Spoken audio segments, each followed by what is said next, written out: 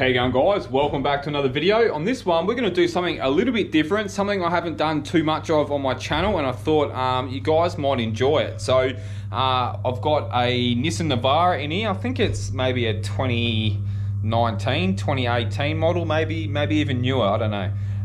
But it's my boss's car, and he basically caused a bit of damage on that tub. So I pulled it all out last Friday. It took about 4 hours to repair it and get it in primer. It was basically all pushed in here, and there was a massive big crease all the way through there. So I pulled it all out and repaired it and put it in primer. So in this video, guys, we're gonna start masking it up. It's all been prep sold, ready to go. So we'll throw the GoPro on the head and let's get into it. All right, so we've got some skinny tape here. I've never really done too much of this GoPro on the head stuff, so we'll adjust this camera up a little bit so you can see my hands and see what we're going to do here. So we've got some 18mm tape, and what I like to do to create a soft edge, I basically pull the tape off, throw it on my knee, and I basically fold it over a little bit. Let's start up here. My bloody pants have got all ribs in it. So I usually like to pull it along, and this is what I'll basically put at the back of the tub. What we'll do is we'll stick that up there so it doesn't get covered in dust. This is a bit of a trick that a lot of painters do. It basically just creates a soft edge, so you can put it on the panels and you won't get a big paint edge. So that's more than enough anyway. I was mainly just showing what the go is. But yeah, so we'll pull that off so we've got a nice edge to start with. But yeah, that gives you an idea on how to get a nice soft edge. So we'll take that up here. And basically where I'm gonna put it is basically here. I don't know if you can see that on camera, but in here and down the bottom there. So we'll throw it up there. Now you don't want it to be hanging out. I don't know if you guys can see this. First time using GoPros on heads, so hopefully that's in view. But yeah, so as you can see, I mean, it's probably a little bit in, but they'll be fine. By the time I back mask it and shut the tub, should be sweet. So we've got another little bit down here. So we'll throw that in there. It's all nice and clean, so our tape's gonna stick. And we'll throw that down in there. Quite simple. I think that goes all the way down. You probably can't see. I'm so used to using like a proper camera, not an action camera. So if it is a bit shitty, I do apologize.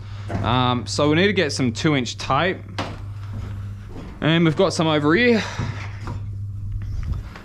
And we'll use this to stick that down and put a back mask on it. So basically hard mask it onto the tape, down there like that. And then we'll put a back mask on it. So we've got a couple of different angles here. So we'll do one there, and that should be fine. Same again, it does get a little bit tricky because the tailgate's in the way down here, but we can usually slide that tape down in there like that. And then down on there. And then do the same again, do a back mask. So the idea is, the reason why we're putting a back mask on it is so I can shut the tub and our back mask will be poking out.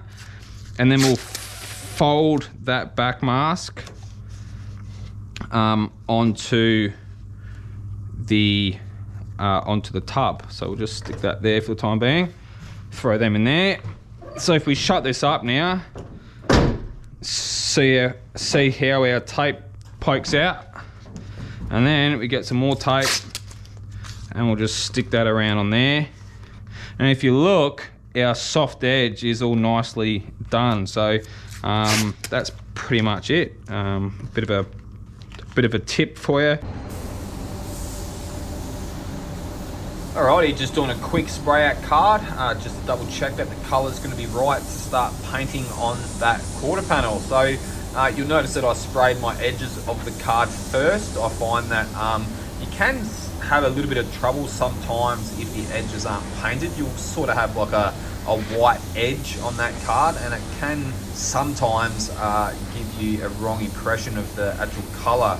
So yeah, always good to basically spray all your edges and then put a nice coat over the face of that card. Now you'll notice that the spray out card is actually grey. I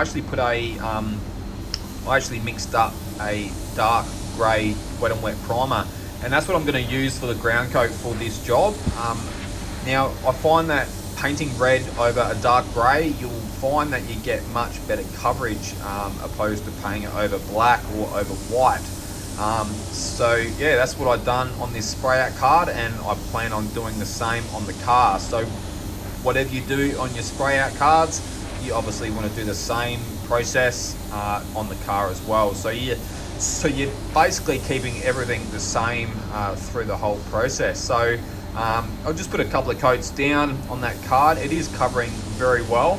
So I think I'll put 2, maybe 3 coats over this card, and just have a quick look on the car just to double check that it is in ballpark to what I want to be spraying. So I actually find that when you put the card up against the car, you get a pretty good indication of which way the color needs to go, whether it's blendable or not.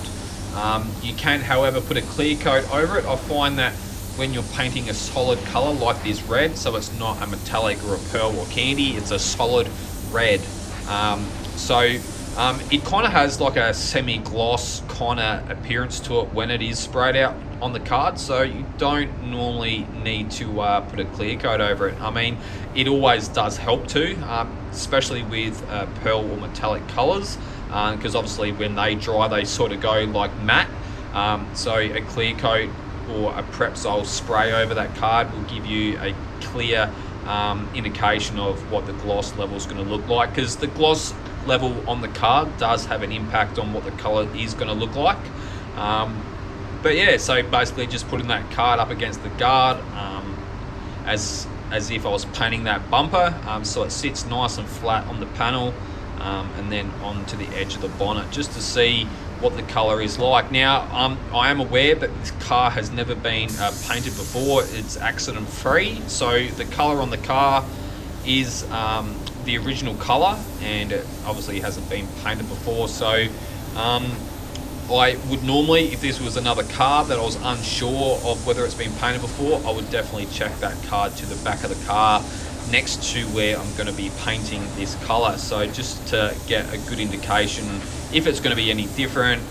But yeah, so as I said, this car's never been in any accidents before, so like checking it to the guard and the bonnet is perfectly fine. So that's pretty much it for that spray out. I ended up putting 4 coats over that, but then I decided that it does need to go slightly darker. It was very light, and it was light on the face and then a flip.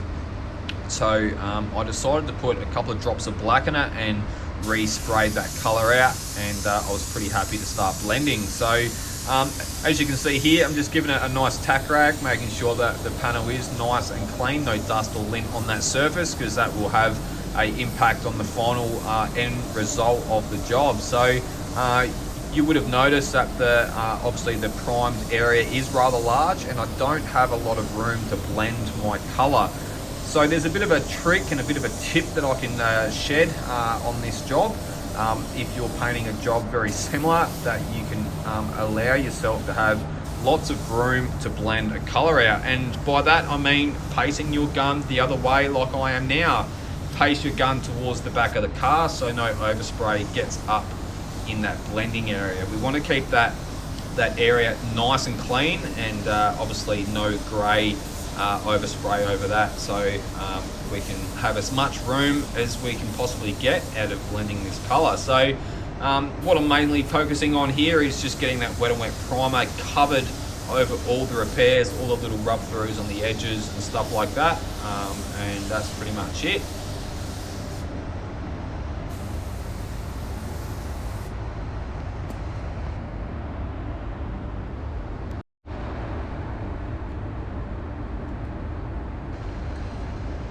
Alrighty, just double checking that air pressure. One thing I really love about these Walcom spray guns is those digital regs that you can just simply click on, double check that air pressure, remove it, put it in your pocket, and start painting. So now that the wet and wet primer has fully flashed off, I'll let that sit for 15 minutes before I applied any base coat colour, and allowing it to sit for 15 minutes, it allows it to fully dry so you can tack rag it. So just in case if any dust or lint landed in that wet primer, we can basically remove it with this tack rag. So I'm pretty happy that it's all nice and clean, and we'll start applying our first coat of red over the panel.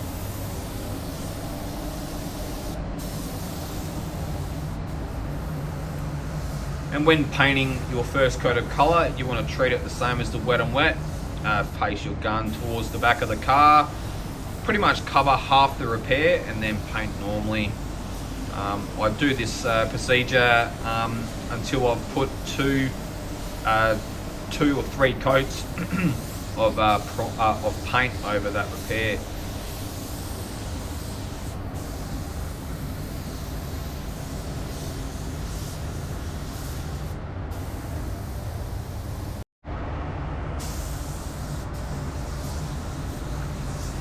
Onto my second coat now, and doing the same procedure as I've done on the first coat and the wet and wet, facing that gun towards the back.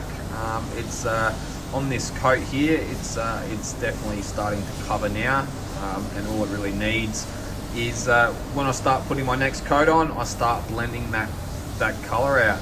There's obviously a fair bit of room there now because I have been keeping that small through the whole way, and yeah, it's going to end up being a nice job.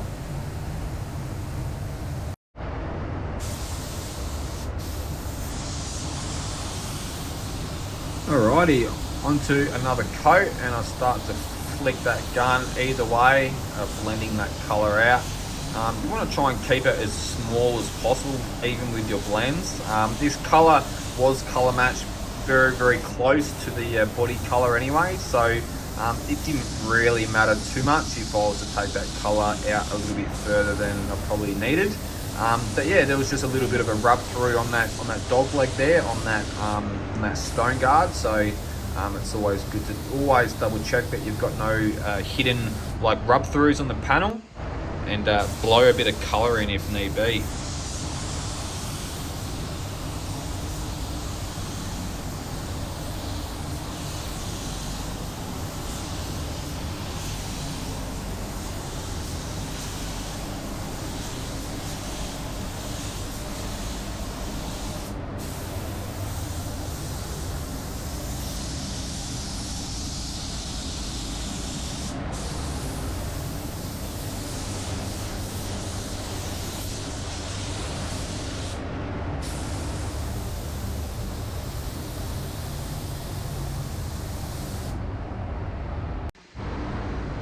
Okay, so here I've got the sunlight going over the panel with the booth lights turned off. I do this especially on transparent colours like reds, greens and other colours very similar, just to double check that I have in fact covered that repair and that wet and wet primer. There's nothing worse than putting the clear coat down over a job and then taking the car outside once it's painted to find that you can see the outline of your repairs. Alright, now that I'm pretty happy and satisfied that panel is fully covered, it's time to basically set the gun up for our clear coat. So in regards to air pressure, I like to measure in PSI, and that's 29 PSI. So the conversion into bar air pressure is actually 2 bar of air pressure. But yeah, so I prefer to use PSI on my reg. So yeah, that's pretty much it. In regards to fluid, I'll wind that needle all the way in and then wind it out 3.5 turns. I find that allows enough fluid, enough like product to come out of that gun to suit my gun speed and gun distance. But yeah, so while tack ragging, I like to basically look right over that panel, make sure that there's no imperfections on it. And what do you know, I missed that that stone chip. Now, I didn't actually miss it. The plan was to brush touch that in, but I forgot all about it. I was just about to put my clear coat down, and I'm like, oh, I was lucky that I was watching what I was doing and noticed it. So just quickly got the leftover base coat and a brush and just dabbed that in to save me putting paint from the spray gun over it, because that would have needed to be blended out a little bit, and I didn't want too much colour getting close to that cab. Even though my colour was pretty right, it just saves a lot of hassles and stuff like that. It's easy to just dagger brush it in or get a touch-up brush and brush it in. So so for the clear coat, I decided to use the DNA Custom Clear, mixed at 4:1 with a medium FX hardener. I find that it flushes off rather well. How you put it on is usually how it stays. Obviously, if you're putting uneven coats on, you are prone to get runs and stuff like that. So always make sure that you're doing that 50% overlap, you're concentrating on that gun distance, and you're putting a nice even coat of clear on. But yeah, just looking at that repaired area, I'm very happy with my repair on this quarter panel, and yeah, we're just making sure we're getting right underneath that rear of the tub there, following down onto that dog leg. And yeah, that's pretty much this quarter panel done for its first coat. Make sure we get that front edge, which can be a little bit tricky to get. So if you're ever doing an area like that, just do areas like that with a bit of caution. You don't want to have too much clear being applied in that, because it will run. And that's pretty much it. We're done on our first coat. It's looking pretty good. And yeah, we'll let that flash off now for 15 minutes before we throw our second coat down.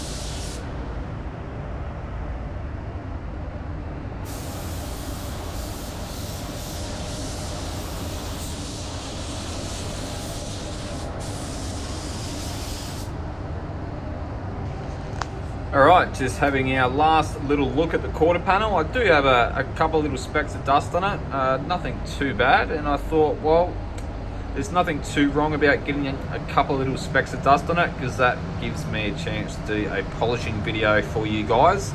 And yeah, so there's just one little bit just up above that fuel filler cap there. You can see that in the light there, but overall got a pretty nice finish off the gun. And yeah, there's another couple of little bits up above that tail light area there, but apart from that, job well done. Alright, so I thought I'd add in a little bit of footage at the end of this video, all unmasked outside under sunlight in proper daylight, so you can see how nice we blended that colour out, and there's no variations to the tub to the back of the cab.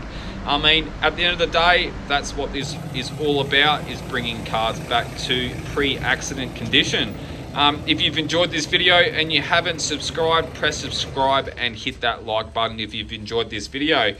You guys all take it easy, and I'll see you guys on the next one.